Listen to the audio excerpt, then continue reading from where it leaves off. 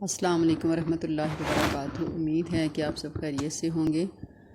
آج کی ویڈیو کے اندر میں آپ کو بہت ہی اہم دعا بتانے والی ہوں۔ یہ وہ دعائیں ہیں جو ہمیں مختلف بیماریوں اور وباؤں سے بچاتی ہیں، جیسا کہ آج کل آئی انفیکشن بہت زیادہ پھیلا ہوا ہے۔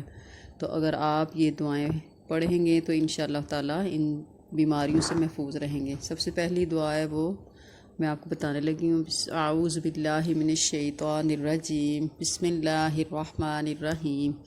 اللہم عافنی فی بدنی، اللہم عافنی فی سمعی، اللہم عافنی فی بصری، لا الہ الا انت۔ یہ سنن نبی داؤد کی حدیث نمبر 5090 ہے، جس کا ترجمہ یہ ہے کہ اے اللہ میرے جسم کو عافیت عطا کر، اے اللہ میرے کان کو عافیت عطا کر، اے اللہ میری نگاہ کو عافیت عطا کر، تیرے سوا کوئی معبود نہیں۔ اس کے علاوہ دوسری دعا ہے کہ اگر آپ صبح و شام، نبی کریم صلی اللہ علیہ وسلم نے فرمایا کہ اگر آپ یہ صبح و شام 3 دفعہ پڑھ لیں گے، اس کے علاوہ آپ کثرت سے بھی پڑھ سکتے ہیں، تو اللہ کے فضل و کرم سے اگر آپ نے صبح پڑھی تو شام تک آپ کو کچھ نہیں ہوگا، اور اگر آپ نے شام کو پڑھی تو صبح تک انشاءاللہ تعالیٰ آپ کوئی بھی وبائی امراض سے محفوظ رہیں گے۔ بسم اللہ الذی لا یضر مع اسمہ شیء فی الارض ولا فی السماء وہو السمیع العلیم۔ جس کا ترجمہ یہ ہے کہ اللہ کے نام کے ساتھ، وہ جو ذات جس کے نام کے ساتھ کوئی چیز زمین میں ہو یا آسمان میں نقصان نہیں دے سکتی، اور وہ بہت سننے والا اور بہت جاننے والا ہے۔